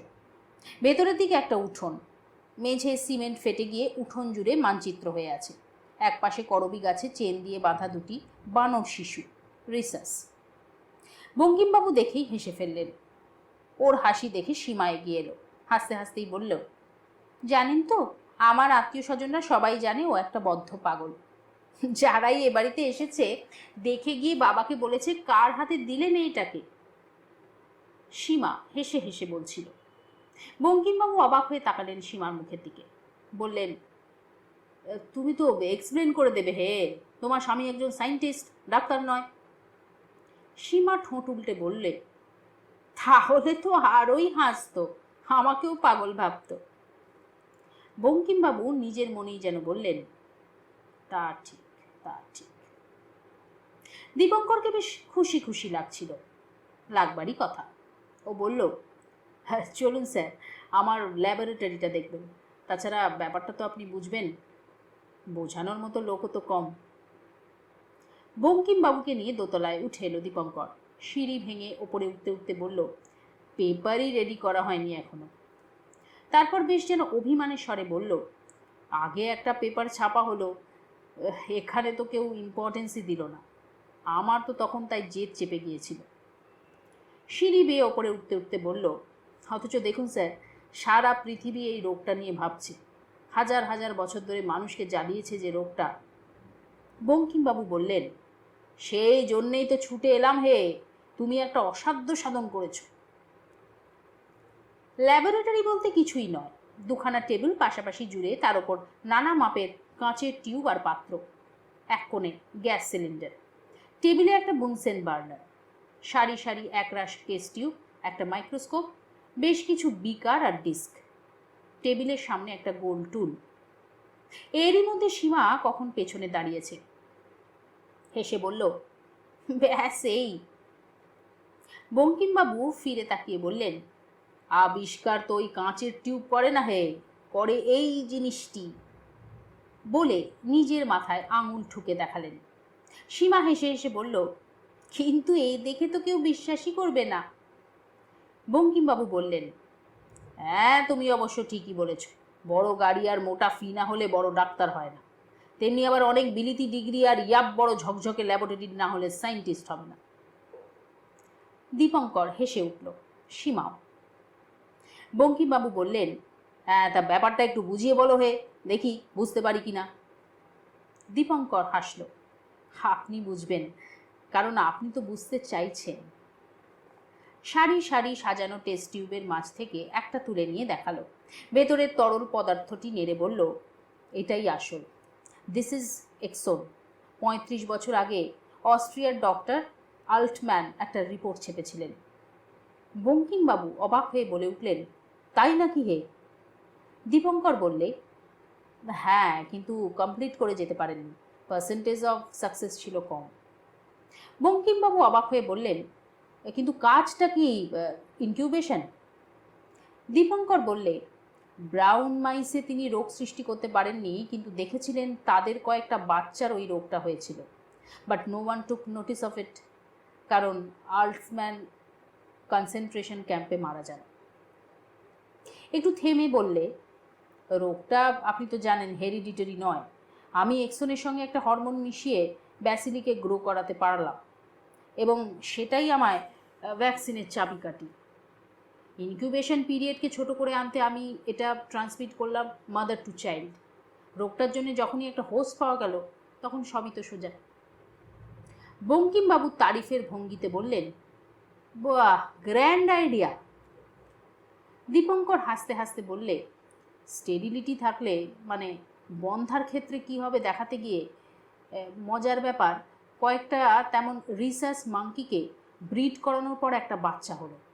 জানি না ওই হরমোনটার জন্যই হয়তো, গোনাডোট্রপিন। একটু থেমে বললে, আচ্ছা স্যার, এদিকটা নিয়ে আপনি একটু পরীক্ষা করে দেখুন না। বঙ্কিমবাবু হেসে বললেন, আমার কি আর সে বয়স আছে হে। এই সময় নিচের দরজায় কড়া নাড়ার শব্দ হলো। সীমা ছুটে চলে গেল।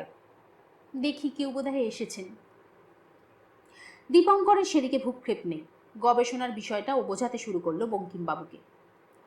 আমি যদি একটা ট্যাবলেট আবিষ্কার করতাম অ্যাজ এ কিওর, দেখতেন ভিড় লেগে যেত ব্যবসাদারদের। কিন্তু ওই যে ছেলেবেলায় পড়েছিলাম, prevention is better than cure. Seema উঠে এলো হাতে একটা খাম নিয়ে, সরকারি ছাপ মারা। বলল, লোকটা দাঁড়িয়ে আছে। দীপঙ্কর হাসি হাসি মুখে হাত বাড়িয়ে নিল খামটা। বললে, বোধহয় হেলথ মিনিস্টার কনগ্রাচুলেশনস জানিয়েছেন। প্রয়োজনের সময় এতটুকু সাহায্য না পেলে কি হবে, সাকসেসফুল হলেই। খামটা ছিঁড়ে চিঠিটা পড়তে গিয়ে কথা থেমে গেল দীপঙ্করের। একটা আনন্দের খবর আশা করে হঠাৎ অখুশি হওয়ার মতো কিছু শুনলে যেমন হয়, ওর মুখের ভাবটা ঠিক তেমনভাবে বদলে গেল। সীমা বলে উঠল, কি হলো? বলেই চিঠিটা টেনে নিল। তারপরই বলল, ও, অ্যাসিস্ট্যান্ট সেক্রেটারির চিঠি, 10টার সময় গিয়ে দেখা করতে হবে রাইটার্সে। দীপঙ্কর বিচলিত বিরক্তিতে বলল, এইসব দেখা টাকা করা আমার একদম পোষায় না। সেই গিয়ে ধর্ণা দেওয়া, এর ওর কাছে। দিব্যি শুনতে পাচ্ছি খোশ গল্প হচ্ছে, পিএ বলবে উনি বিজি কিংবা কনফারেন্সে আছেন। বঙ্কিমবাবু হাসতে হাসতে বললেন, জসবিন দেশে যদাচার হয়ে করবে কি? আমার আর চিন্তা নেই, ওদের হাত থেকে মুক্তি পেয়ে গেছি। দীপঙ্করকে 10টার মধ্যে রাইটার্সে হাজির হতে হবে। সরকারি চাকরি একমাত্র জীবিকা হলে ওসব নির্দেশ মানতে হবে, সে তুমি যত বড় জিনিয়াসই হও। বঙ্কিমবাবু বললেন, তাহলে আর তোমার সময় নষ্ট করবো না, চলি। চলে গেলেন। দীপঙ্কর আর সীমা বাড়ির দরজা অবধি এসেই ক্ষান্ত হলো না, ওর সঙ্গে হাঁটতে হাঁটতে বেশ খানিকটা এগিয়ে দিল। আর ফেরার পথে দীপঙ্কর বলল, লিখেছে টু এক্সপ্লেন সার্টেন পয়েন্টস, কি ব্যাপার বুঝছি না। কাল থেকে সীমার মন এমন একটা আনন্দে ভরে আছে যে ও অন্য কিছু ভাবতেই পারছে না। তাই বলে উঠল, ও কিছু না, হয়তো দেখবে এখন অনেক খাতির করবে। দীপঙ্কর চেষ্টা করে হেসে উঠল। আসলে এই চিঠিটার মধ্যে কোথায় যেন একটা অসম্মান লুকিয়ে আছে। সীমা তো শিক্ষিত মেয়ে, বুঝতে নিশ্চয়ই তার অসুবিধা হয়নি। দীপঙ্করের খারাপ লাগবে বলে না বোঝার ভান করছে। কাল থেকেই দীপঙ্কর অস্বস্তির মধ্যে আছে, কেমন একটা নার্ভাস ভাব। সকলের দৃষ্টি ওর ওপর এভাবে হুমড়ি খেয়ে পড়বে ভাবতেও পারেনি। ও তো এতদিন নগণ্য হয়েই ছিল। নিতান্তই আলাপ পরিচয়ের ফলে দু একটা উঁচু মহলে নিমন্ত্রিত হয়েছে, হাসি আড্ডায় সময় কাটিয়ে চলে এসেছে। ওকে নিয়ে কারো কোনো মাথা ব্যথা ছিল না। সবাই জানতো ও বেশ মজার মানুষ, একটু পাগলাটে এই যা। আসলে রিসার্চের ব্যাপার ও যথাসম্ভব গোপন রেখেছিল, না রেখেই বা উপায় কি। প্রথম যখন শুরু করেছিল সুবিধে হবে মনে করে সামান্য একটা ট্রান্সফার চেয়েছিল। কেউ বিশ্বাসই করেনি, কেউ কেউ মুখ টিপে হেসেছে। শেষে হেলথ ডিপার্টমেন্টে একদিন বড়বাবু ধরনের একজন ক্লার্কের সঙ্গে ঝগড়া করে ফেললো রেগে গিয়ে। আর মাসখানেকের মধ্যেই ওকে বদলি করে দিল পাহাড়ি জংলা গ্রামে। সব আশা ভরসা চলে গিয়েছিল দীপঙ্করের। অনেক চেষ্টায় আবার ফিরে আসতে পেল 1 বছর পর। সরকারি ওই আমলাদের দোষ দিয়েই বা লাভ কি? সমস্ত পরিবেশটাই তো এরকম। এর মধ্যেই টিকে থাকতে হবে। কিছু করার ইচ্ছে হলে এরই মধ্যে করতে হবে। ঢেউ থামলে সমুদ্রে স্নান করব ভাবলে তো স্নান করাই হবে না। আর আমাদের এই গলা পচা সমাজে কাজ করতে হলে বিছুটির কম্বল গায়ে দিয়েই করতে হবে। ওর মধ্যে আগে একটা প্রচণ্ড আবেগ ছিল, কখনো কখনো বলে ফেলতো, আর তা শুনে ওর ডাক্তার বন্ধুরাও হাসতো। সবচেয়ে আশ্চর্য, একজন সিনিয়র দীপঙ্করকে অপছন্দ করতে বলেই হোক অথবা ঈর্ষা, ওর অসুবিধা সৃষ্টি করে গেছে নানাভাবে। সীমা হেসে ফেলল একটা কথা মনে পড়তে। তোমার মাসিমা কিন্তু আসবে না, সীমা হাসতে হাসতে বললে। দীপঙ্কর উত্তর দিল, না এলেই ভালো। গতকাল রাত্রিরেই দু একজন এসেছে খবর শুনে। সীমার দিদির ছেলে মেয়েদের নিয়ে চলে এসেছিল হাতে মিষ্টি। এসেই বলেছে, তোদের আর একটুও বিশ্বাস করি না। এত বড় একটা কাণ্ড করছিল দীপঙ্কর, একটা দিনের জন্য জানতে দিসনি। তখন তাকেও গল্পটা বলতে হয়েছে। দীপঙ্করের ছোট মাসি একসময় বেড়াতে আসতেন মাঝে মাঝে ছেলে মেয়েদের সঙ্গে নিয়ে। কারো কিছু অসুখ বিসুখ হলে দেখিয়ে যেতেন, টুকটাক ওষুধও দিয়ে দিত দীপঙ্কর। তারপর হঠাৎ একদিন বিয়ে বাড়িতে দেখা। সে কি রাগ ছোট মাসির! অপরাধের মধ্যে দীপঙ্কর বলে ফেলেছে, আর যাও না কেন। ছোট মাসি রেগে গিয়ে বললে, আমি যে ছেলে মেয়েদের নিয়ে যেতাম তোর বাড়িতে, বলবি তো একদিন খারাপ রোগ নিয়ে তুই কী সব করছিস? বললেও তো পারতিস, ছেলে মেয়েদের এনো না। সে কথা মনে পড়তেই সীমা হেসে ফেলল। এখন হাসতে পারছে, সেদিন কিন্তু মন খারাপ হয়ে গিয়েছিল। হাসতে পারেনি, উত্তরও দিতে পারেনি। উত্তর দিতে ইচ্ছেও হয়নি। রাগ আর ঘৃণায় ভেতরটা জ্বলছিল। ছোট মাসিকে দোষ দিয়ে কি হবে? সমস্ত দেশটাই তো এই রকম মূর্খ মানুষে ভরে আছে। বাড়ি ফেরার সময় সীমা চাপা ক্ষোভের স্বরে বলেছিল, ওরা যে সকলে আমাদের এক ঘরে করে দিয়েছে, এটা তো জানতাম না। যে রোগটা হাজার হাজার বছর ধরে মানুষকে ভয় দেখিয়ে এসেছে, মানুষের জীবন নষ্ট করেই ক্ষান্ত হয়নি, তাকে সমাজের বাইরে ছুঁড়ে ফেলে দিয়েছে। দীপঙ্কর তখন স্বপ্ন দেখছে সেই রোগটাকে পৃথিবী থেকে নির্মূল করে দেবে। ভাবতেই পারেনি সমাজ ওকেই ছেড়ে চলে যাবে। ছোট মাসির কথাটা তখনও দীপঙ্করের বুকের ভেতরটা তোলপাড় করছে। ও সীমার কথায় কোনো সাড়া দিল না। সীমা অনুযোগের গলায় বললে, তোমারই তো দোষ। তোমার বড় মামাকে সেদিন বলে না ফেললে তো আর জানতে পারতেন না। দীপঙ্কর কি করবে? মানুষ সবসময় কি তার ভেতরের চাপা আবেগটা আগলে আগলে রাখতে পারে? তাছাড়া এইসব দিক ভেবে তো আরও গোপন করতে চায়নি। ওর ওপর কারো আস্থা নেই, ও যে সত্যি বড় কিছু একটা করে ফেলতে পারে কেউ বিশ্বাস করে না, এটা ভেবেই গোপন করে এসছে। শুনে হাসবে সকলে, এইটা ভেবে। আসলে যারাই কিছু একটা আবিষ্কার করে বসেছে, তার আগের দিন পর্যন্ত তো সকলে তাকে অতি সাধারণ মানুষ বলেই মনে করেছে। কেউ হাসে, কেউ পাগল ভাবে, কেউ উপদেশ দেয়, ভবিষ্যৎ ভাবতে বলে। ভবিষ্যৎ মানে অর্থ সম্পদ, বাড়িঘর, প্র্যাকটিস জমানো, চাকরিতে উন্নতি ইত্যাদি ইত্যাদি। ডাক্তার সান্যাল একদিন হাসতে হাসতে বলেছিলেন, ফি বাড়িয়ে দিলাম দীপঙ্কর, এখন ছুরি ধরলেই 1000 টাকা। আমি আসলে একটু ভিড় কমাতে চাই, বুঝলে? I am damn tired. Dipankar সেদিন ওর এক চেনা জানা পেশেন্টকে নিয়ে গিয়েছিল। সেদিন মানুষটাকে ওর খুব ছোট মনে হয়েছিল। সার্জন হিসেবে যত অসাধারণই হন না কেন, মানুষ হিসেবে ছোট। কিন্তু ছোট মাসির কথাটা শুনে মনে মনে ক্ষমা করে দিয়েছিল ডাক্তার সান্যালকে। ওরা বোধহয় ঠিকই করে, কিংবা ওরা নিজেরা ছোট হতে চায় না, চারপাশের এই সমাজই ওদের ছোট করে দিচ্ছে। ট্যাক্সির এক কোনায় গা এলিয়ে দিয়ে দীপঙ্কর বললে, দোষ ছোট মাসির নয় সীমা, দোষ ওদের অজ্ঞতার। তারপর হাসতে হাসতে বললে, দেখো, ভয় পাওয়াও তো স্বাভাবিক।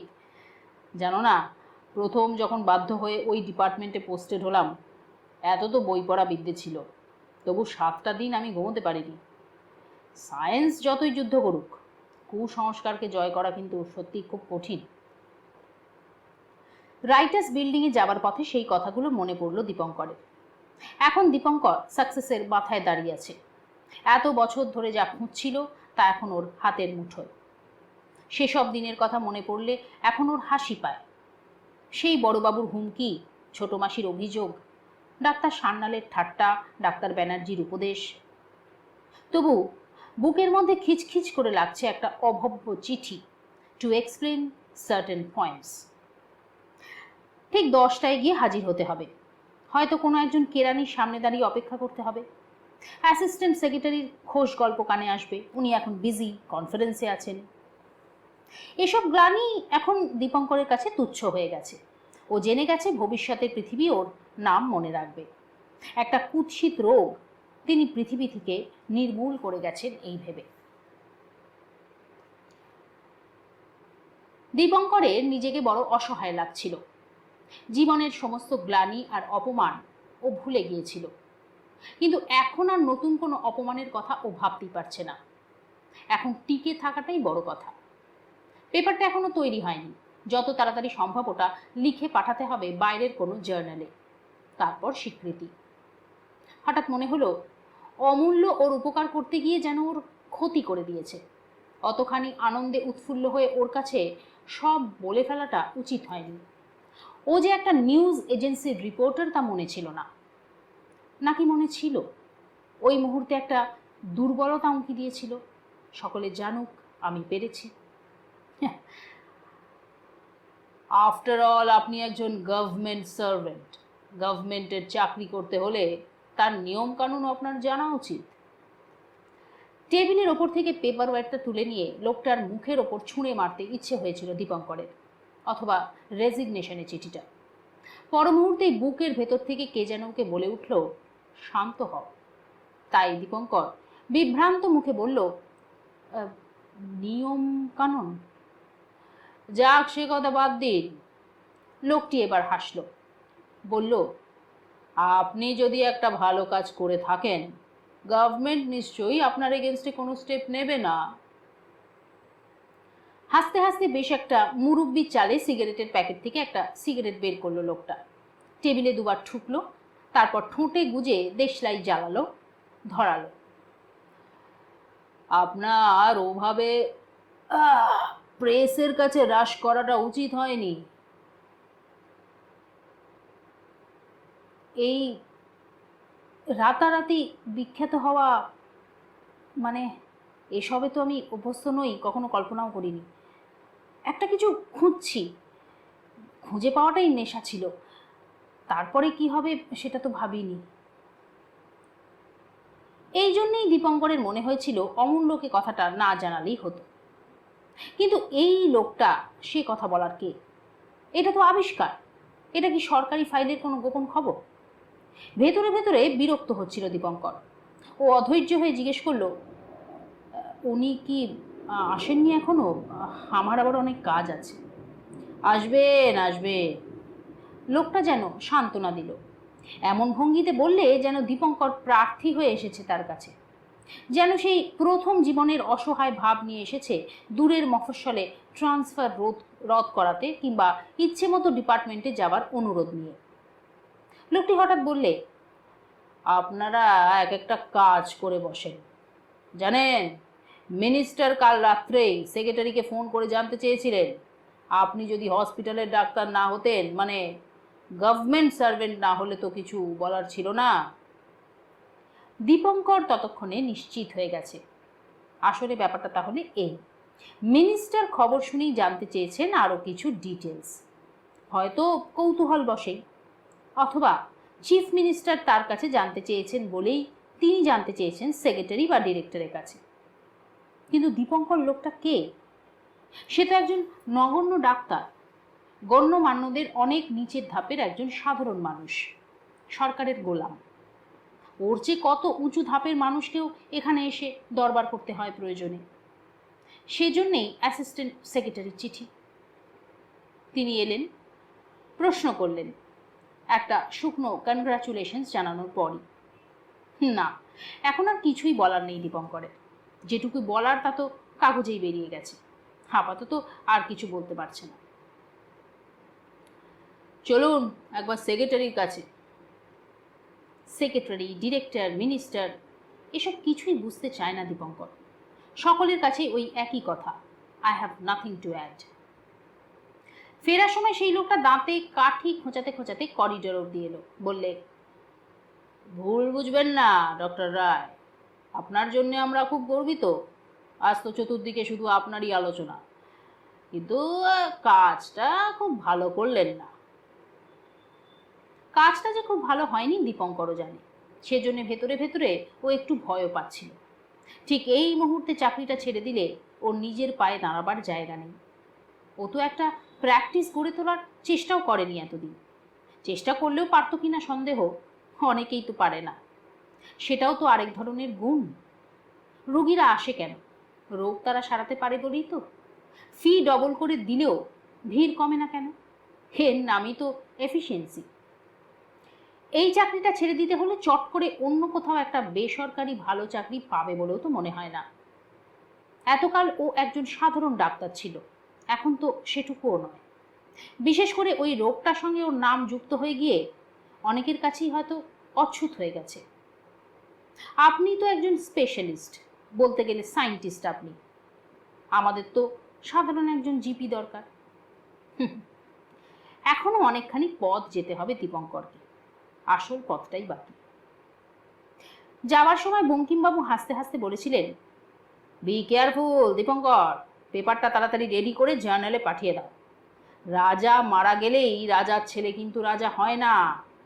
অভিষেকটাই হলো আসল, দি অথরিটি। তোমার তেমনি অ্যাকসেপ্টেন্স।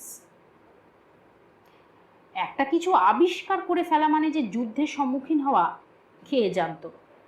দুশ্চিন্তায় অনেক রাত পর্যন্ত ওর ঘুম আসেনি। তারপর কখন ঘুমিয়ে পড়েছে। হঠাৎ একটা দুঃস্বপ্ন দেখে ঘুমটা ভেঙে গেল। সর্বাঙ্গ ঘামে ভিজে গেছে। অদ্ভুত দুঃস্বপ্ন। স্বপ্নটা ভেঙে যেতে তাই নিশ্চিন্ত বোধ করল। স্বপ্নে দেখছিল একজন প্রচণ্ড নামী ডাক্তার হাসপাতাল থেকে বেরিয়ে একটা মুখোশের দোকানে ঢুকলো। সরকারি আমলারা মুখোশ পরে বেরিয়ে এলো। বলল, এসো আমার সঙ্গে। তার পেছনে পেছনে গেল দীপঙ্কর। লিফট বেয়ে উঠল। তারপর একটা ঘরে মুখোশের লোকটা ঢুকতেই সকলে দাঁড়িয়ে উঠল।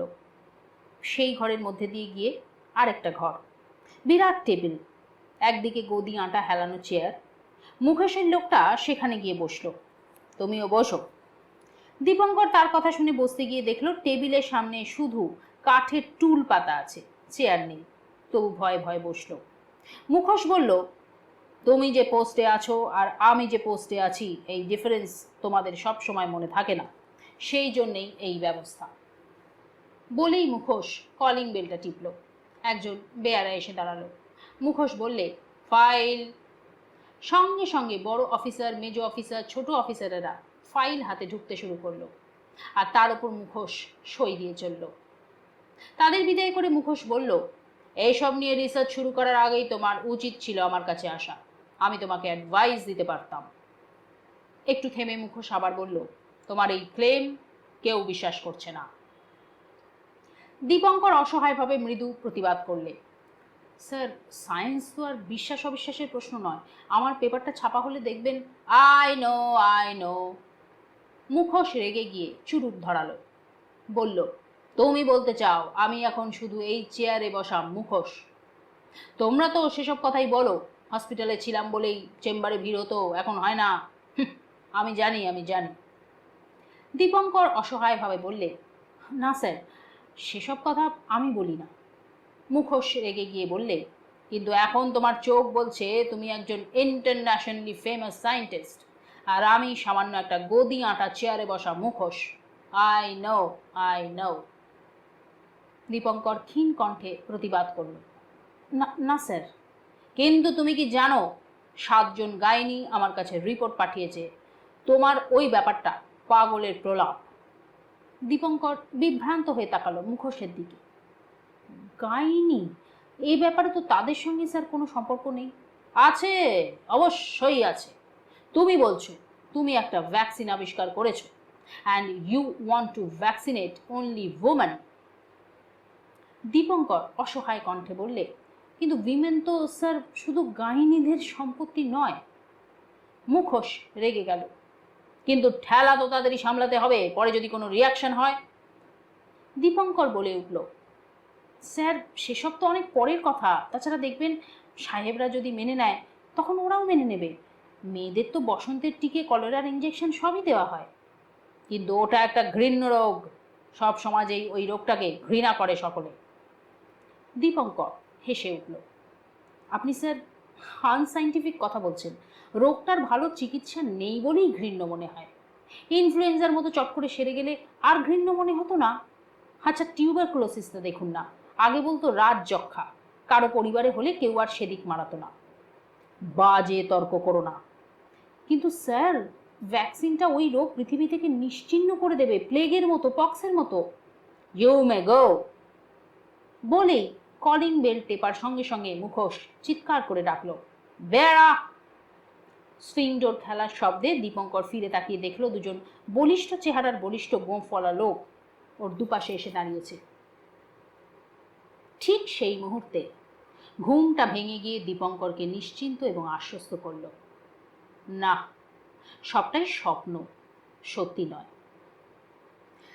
কিন্তু দীপঙ্কর জানে সব স্বপ্নের মধ্যেই একটা সত্যের বীজ থাকে, এটা কোনো একটা দুশ্চিন্তা। পরের দিনও সেই কথাগুলোই ওকে বারবার ভাবিয়ে তুলছিল। নিশ্চিন্ত হয়ে টাইপরাইটারের সামনে বসতে পারছিল না, অথচ নিবিষ্ট মনে বসে পেপারটা তৈরি করে ফেলতে হবে।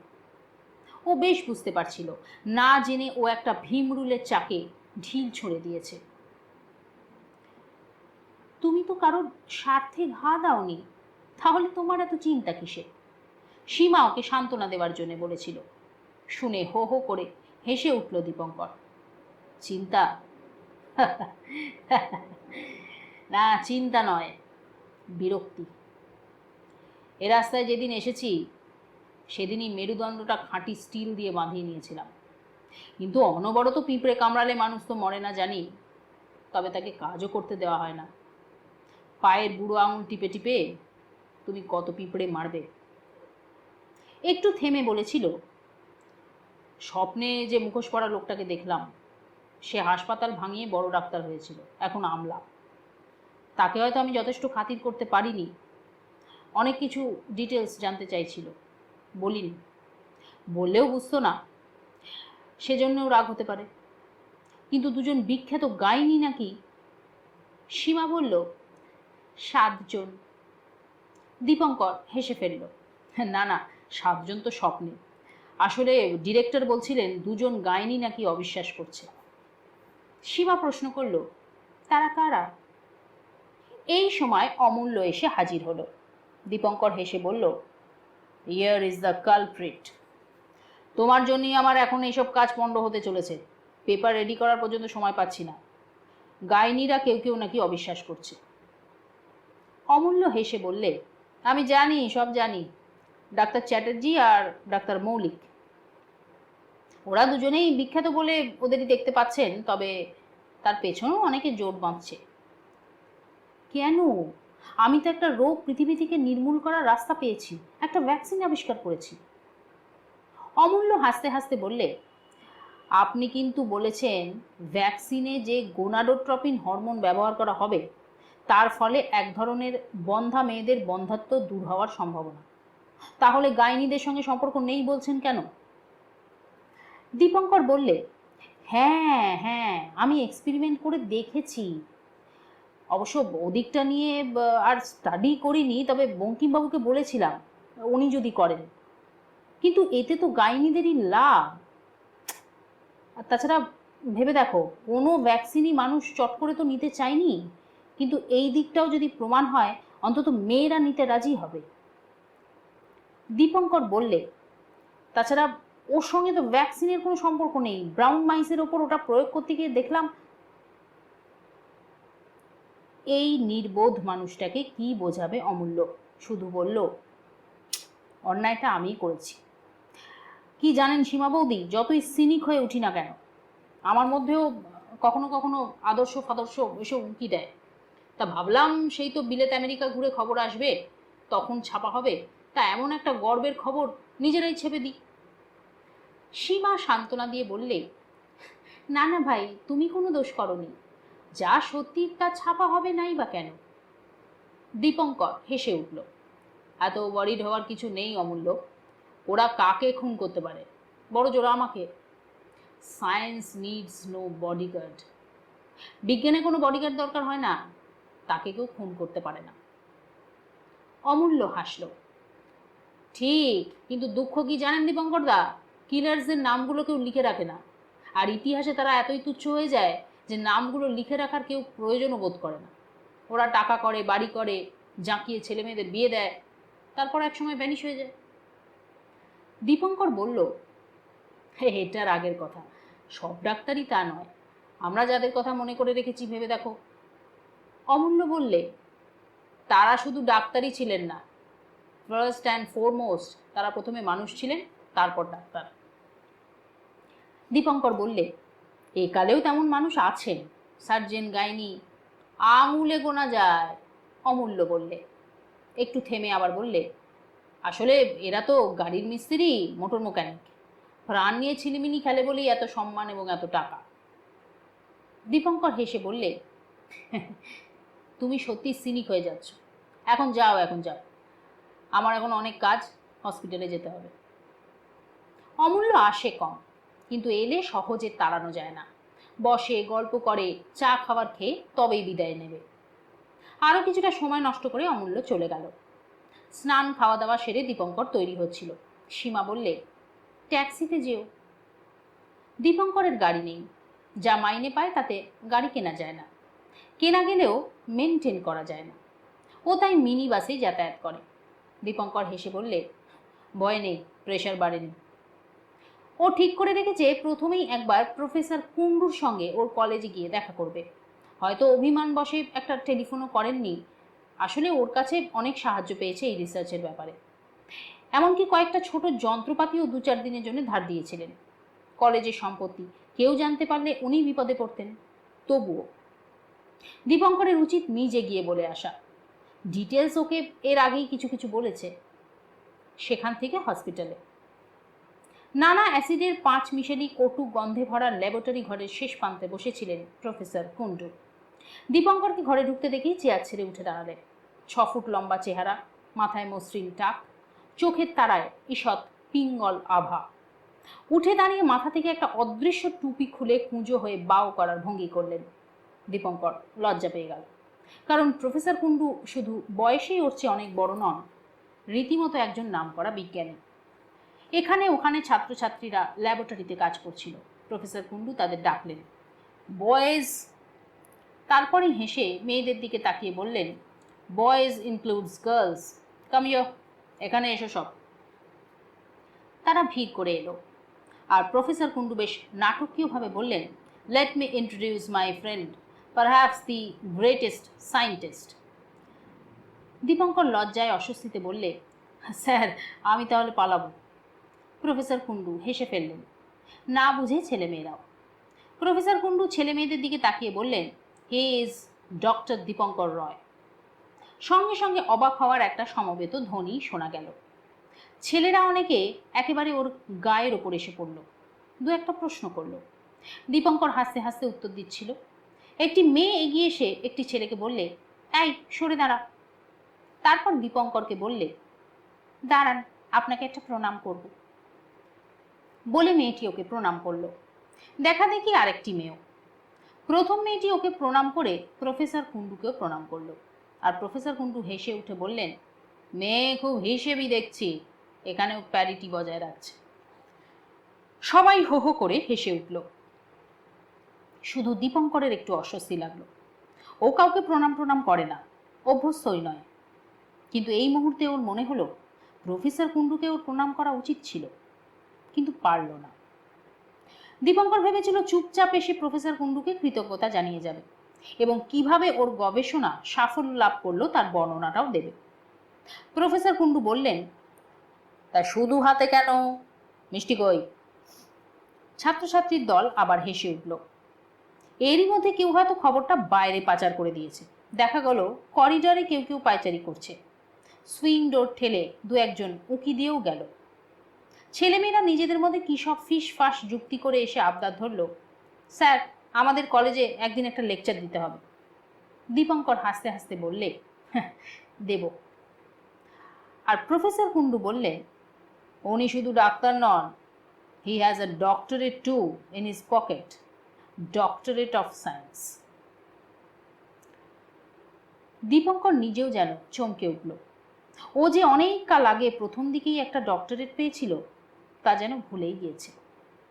প্রফেসর কুণ্ডুর ব্যবহারে ওর ছাত্রছাত্রীদের বিস্ময় মেশানো শ্রদ্ধায় দীপঙ্কর অভিভূত হয়ে গেল। পৃথিবীর রং বদলে গেল মুহূর্তের মধ্যে। মনে মনে ভাবল, আমরা প্রত্যেকটি মানুষ এই ভুলই করি। আমরা আমাদের কাছের গণ্ডির মধ্যেই নিজেদের মূল্য যাচাই করি। মূল্য না পেলে ভেঙে পড়ি, হতাশ হই। দীপঙ্কর যেন একটা বিরাট সান্ত্বনা পেয়ে গেল, বটবৃক্ষের ছায়ার মতো। ছেলেবেলা স্কুলে একটা পিরিয়ড ছিল ফিজিক্যাল ট্রেনিং। একদল ছেলে হাঁটু গেড়ে 4 হাতে পায়ে বসতো, তার পিঠে আরেক দল। এইভাবে ছোট হতে হতে একটা পিরামিড বানানো হয়ে যেত। হয়ে গেলেই টিচাররা হাততালি দিতেন। এই আমলাতন্ত্র ঠিক ওই রকম হাঁটু আর হাতে ভর দিয়ে সেক্রেটারি থেকে কেরানি অবধি পিরামিড হয়ে আছে বলেই বিশ্বভুবনের কোনো ব্যাপারে হাততালি দেওয়ার ক্ষমতা নেই। আর হাততালিতে অভ্যস্ত নয় বলেই কেবল ক্ষমতার দম্ভ দেখিয়ে হাততালি পেতে চায়। কিন্তু ওর সহকর্মীরা, ডাক্তার বন্ধুরা, তাদের কারো কারো চোখে ও এতকাল যে তাচ্ছিল্য দেখে এসেছে, ও ভাবতো তা শুধুই অসাফল্যের প্রতি সাফল্যের উপেক্ষা।